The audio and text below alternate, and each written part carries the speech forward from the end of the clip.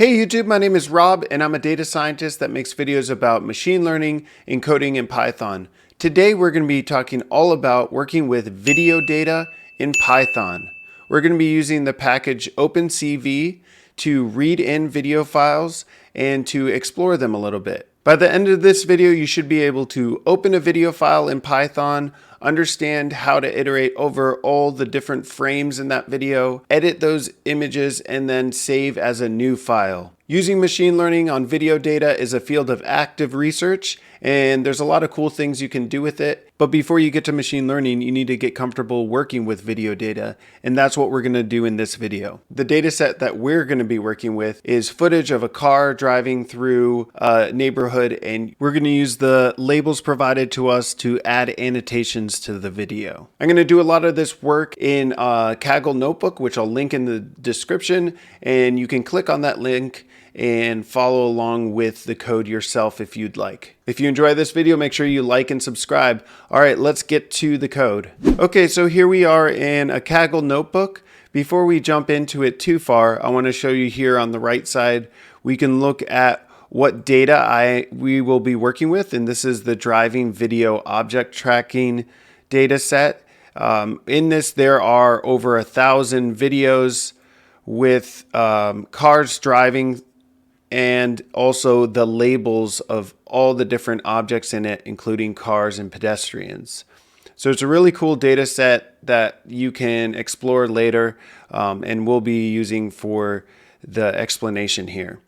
A little bit of background on what we'll be learning today. So first, what is video data and how do we work with it in Python? How do we use Python to convert video files formats?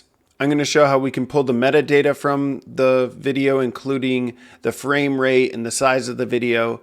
We're going to also talk about how to open a video and iterate through each of the images in it. Then we're going to actually add the annotations as bounding boxes to this video and save it off as a brand new video. Okay, so before we get too far into this, we need to have a general understanding of what video data actually is.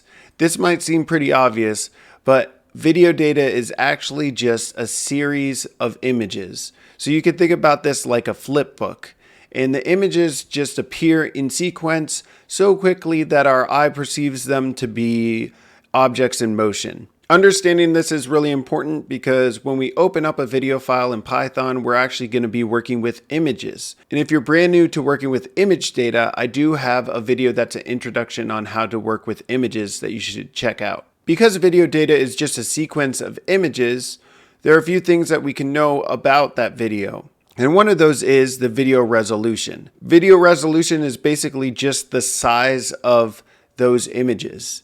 You probably recognize a lot of these sizes already, and they're commonly referred to in terms of the height of pixels in the image. So 720p is 720 pixels high, and 1080p is 1080, etc. So in addition to resolution, there's also something called frame rate, and this also can be really anything for the video, but there are some standard frame rates that are very common. The frame rate is essentially just the amount of images that you see per second, and it's commonly referred to in FPS or frames per second, or in hertz, which is a general unit for frequency. You could see here in this image, for 1 second of video, you would have 60 images for 60 frames per second. And the lower that the frames per second goes down, the less images that you'd have. Okay, so to get set up with working with video in Python, you'll need a few packages installed. You can pip install these: OpenCV, which we will import as CV2, matplotlib that we'll use for plotting. Also, we'll need NumPy and pandas. There is also a package that is not a Python package called ffmpeg, which is very important for converting file formats, and we'll call that from within Python. If you plan to explore this notebook in a Kaggle notebook, all of this is already installed, so you don't have to worry about that. But if you're working on your local machine, you will have to install a few packages. Okay, so let's get started with the imports. Let's import pandas, import NumPy. We're going to import CV2.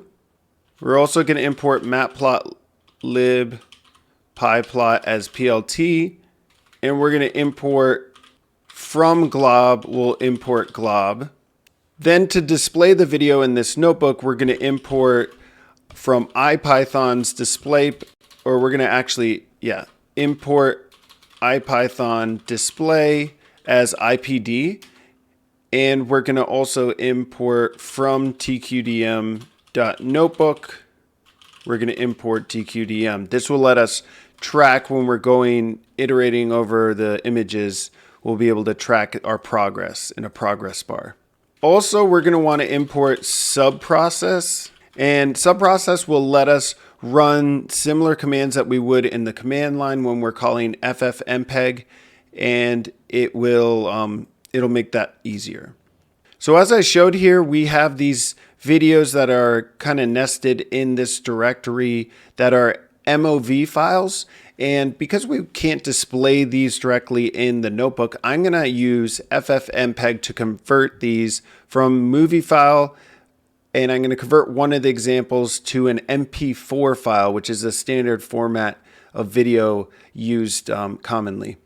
Okay, so I have the directory where I know this video file sits. I know it's pretty long here, but we're going to convert this locally using ffmpeg. And we're just going to run subprocess, which will allow us to run something that we would in a command line. So ffmpeg, and then we're going to do -i. We're going to give it our input file called qscale at 0. And then we want this to output here as the same file name, but with MP4. Now I'm going to run this first without suppressing the output so we can actually see what's going on. And it's actually converting this video file to an MP4 file, and you can see the progress running. This would be the same as if we had just typed in all of these commands with spaces in between into a command prompt. But subprocess lets us run it from within Python. If you're interested in learning more about ffmpeg, you can read their documentation on their site and learn more about what we're doing, but we're basically just running the standard code to convert from a movie file to an MP4. Now that that's done, if I do a ls on this directory, we can see, let's do ls-l, we can see this file is now here as an MP4 file. And one thing I want to do is just to suppress this output because it can be a lot to show in the notebook. I'm going to rerun this with a log level of quiet. I'm going to remove the file that we created and rerun this. Okay, so we can see that we now have a completed process. It returned a positive code, so it's done. And we also have this MP4 file. If I run an ls on this directory, we can see that it's 14 megabytes in size. Next thing we might want to do is just to watch this video inside the notebook, and we can use that IPython display module to do this. And it's pretty simple. We just use IPyD video, and then we feed it in this video name. By default, it'll show the entire size of the video, but we can actually shrink it down by giving it a custom height or width. We see here that it can take a width, height, you can embed it. It can even take a URL, but we're going to do width equals 500 and see how that looks. Maybe actually go to 700 so we can view it a little wider. And let's actually watch some of this video to see what the footage that we're going to be working with. So you can see it's a car driving through a neighborhood, and we do have labels for this that we're going to add, which will be very interesting once we get to that. So the next thing we want to do is open the video and read metadata. So as I mentioned before, there's some things we want to know about the video, like the size of the images, the frame rate, and maybe the total number of frames that are available in this video file. And the way that we read in the video using CV2 is using the CV2 video capture class. And we'll feed this in the name of the video like this and save it as cap for video capture. Now with this video capture object, we can actually get some information from it by running the get method on it. And then CV2 has these built-in methods that we can pull out information. Like for instance, if we want to see the property frame count, we can grab that here. So this is the total number of frames in the video. We can also pull some information about the file, like the height and the width, and that's cap prop frame height. And then we could do the same with the width. Let's go ahead and print this. So the height is 720 and the width is 1280. If you remember from our resolutions, this is a standard 720p video format. Call this video height and width. And then we also will want to understand the frame rate of the video. So we can do get CV2 cap prop FPS to get the frame per second. And the frame per second is 59.94, around 60 frames per second. This is a pretty standard frames per second. And we'll print that out also. Let's just show it to the second decimals. Now, one thing to keep in mind about this capture object is you're going to want to make sure in your code that you release it once you're done working with the video file, so that video file is no longer being used by Python. And we're going to run that command. The next thing we're going to want to do is actually pull in the image from the first frame of this video. And this is pretty simple. So we're going to create this capture object again. And then with this capture object, we are going to run the method read. And what read will do is return two things. It'll return the return result and the image. Let's actually put this all in the same line and print out what we get. So returned. So we could see that we ran this. It returned the value true and an image of shape 720 by 1280. That's good because that matches what our metadata said the height and width of this video file is. And we also have 3 channels here. This will return true every time we call this read function until we've reached the end of the video. So the capture object, and when we run read on it, we're actually iterating through each frame in the video starting with 0. But before we get too far with that, let's actually take a look at this image. It should look like the same thing as the first image in the video. Now, if you're not familiar with image data, I recommend you watch my video on introduction to image data. But this image is basically a NumPy array of 3 dimensions, and we can display it using matplotlib's imshow. But we'll notice that when we do that, it looks a little bit strange, and that's because the channels that matplotlib is looking for are a little bit different than the channel setup of CV2. So I'm going to just copy this quick function in here. This function, all it does is takes in this image in the CV2 format and it converts it from BGR format to RGB, and that'll make it nicer for us to visualize in this notebook. So we're going to run the display CV2 image on this image and see what it looks like. There we go. This looks like the very first frame of the video. Very good. Now that we're done with that, I'm going to release the video capture object. And the next thing I want to do is display multiple frames from the video. So now we're going to actually iterate over this capture object and display a bunch of the images together in a single plot.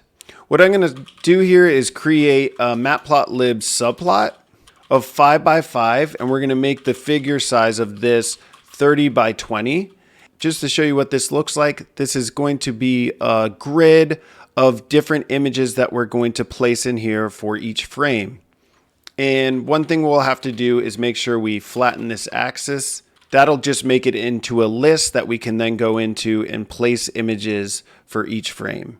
So now let's pull out the video information, or let's make a new capture object of this video, and let's pull out the total frame count from this like we did before. And we're going to start looping over the images in this video. So we're going to do 4 frame in the range of the number of frames. We're going to pull out the images by running cap read. So this is actually going to iterate over all the frames and keep on reading from the video object.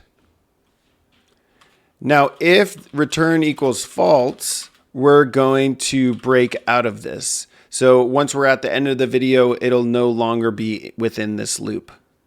And if we remember, the size of this video in terms of frames is over 2,000, so we're not going to be able to plot each one. Instead, let's go ahead and display just every 100th image in this plot that we have down here. So we're going to say if frame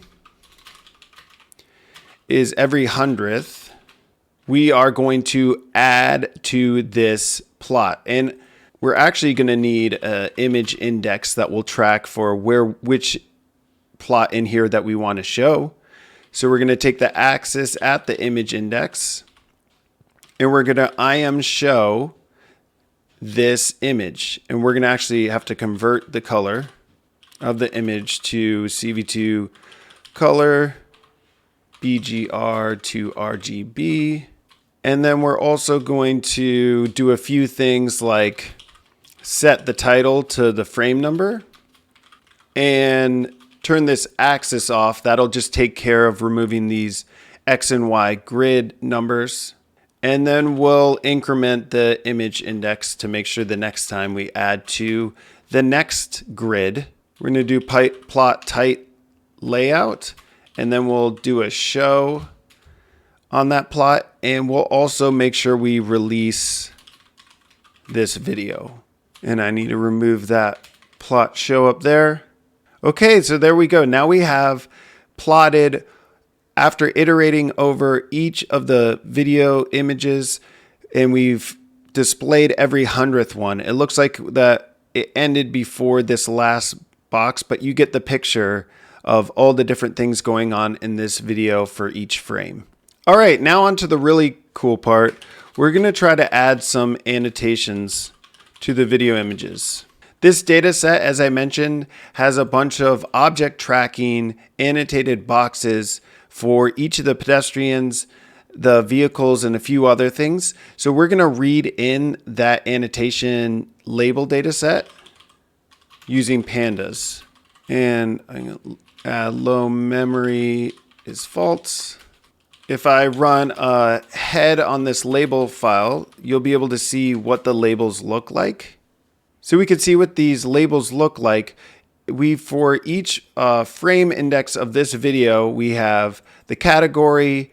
We also have some information about if the image or the object is occluded or truncated. We also have the X and Y coordinates of a bounding box for this.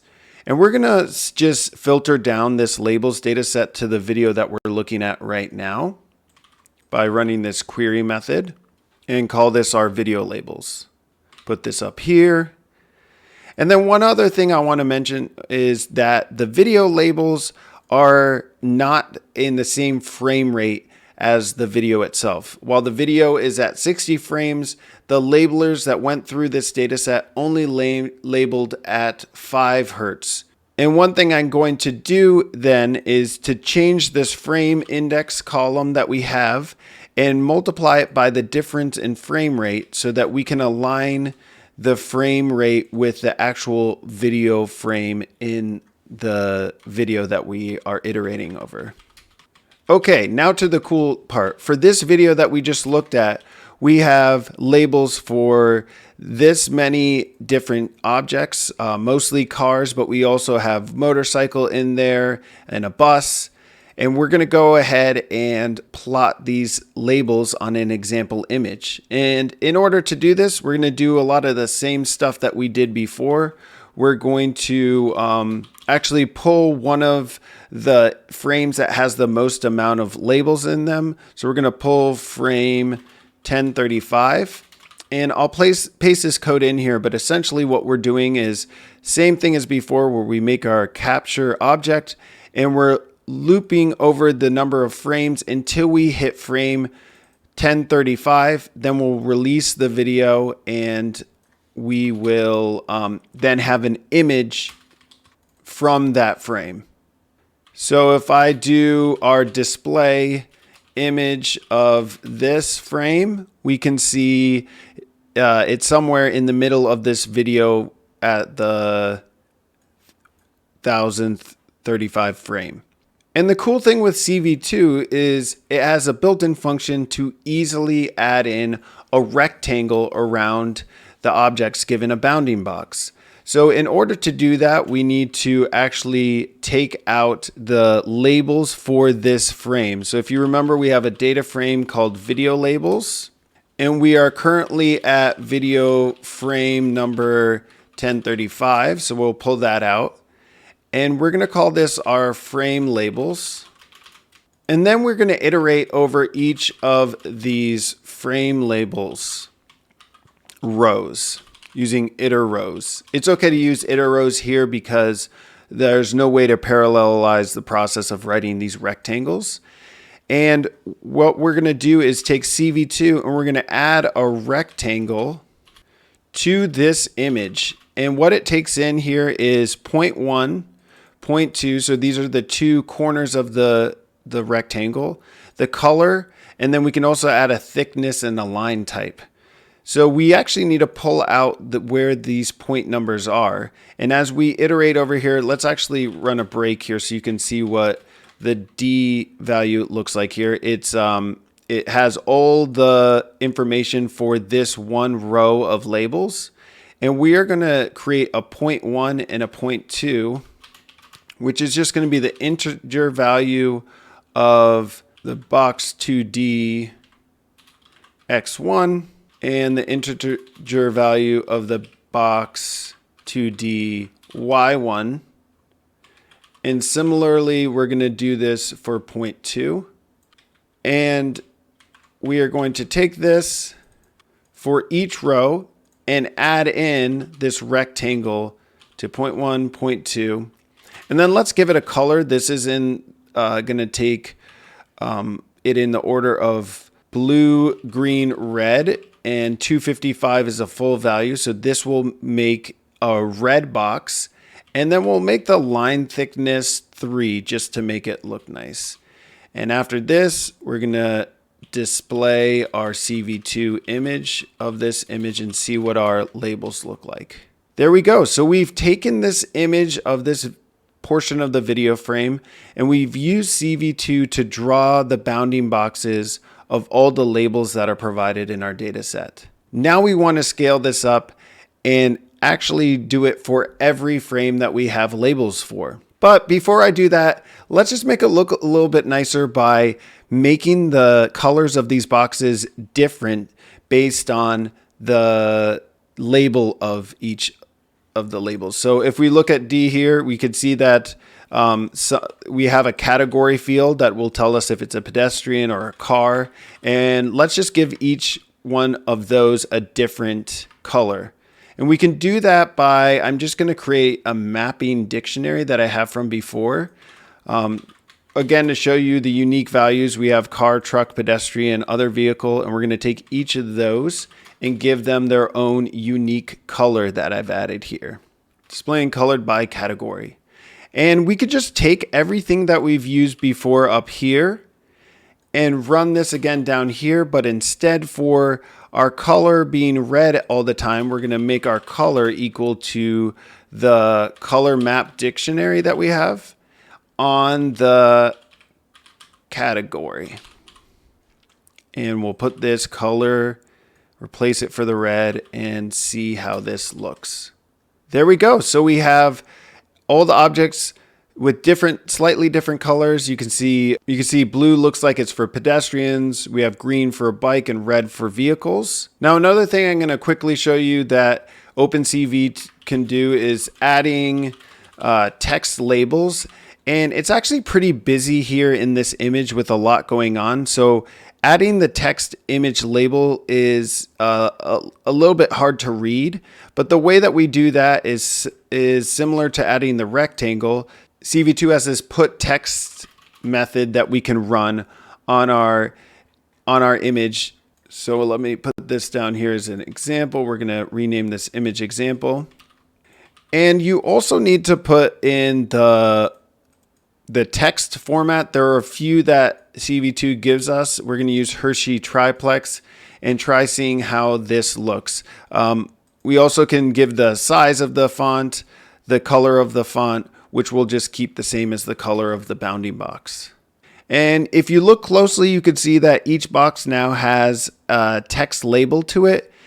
It's a little hard to read, as I said, but you get the idea. If you wanted to have the labels shown with each of the boxes, that's definitely possible. All right, now to the fun part. We're going to label and output annotated video. We're going to create a brand new video with all these annotated images, and then we're going to show that. So like before, when we were running this annotation code, what we're going to do is we're going to take that and abstract that out into its own function here. This just takes out from the video labels, it takes all the video labels of the last frame that we have available. And then it adds these rectangles with our colors from our color map that we had created before. And we can run this function now on each of the frames as we iterate over them. One thing I'm realizing is we want to release the video capture object. Okay, so how do we output a new video from the images that we have? So CV2, similar to the video capture, has something called a video writer. So we can do cv2.videowriter to create a writer object. And this takes a few different things. So we're going to call this outtest.mp4. And it also needs to take a codec that we're planning on using. So we're going to be using MP4, and we write that down here. It also is going to take our frames per second, which we'll define here, and it will take the, let's split this up, and it will take the width and height of the video that we plan to write to. Now you need to make sure that you have these correct, because if you try to actually create a video with the wrong width and height of the image that you're creating, it's not going to work. So if we remember from before, this was our frames per second, our width and our height. And then we're also going to pull the number of frames in this video total.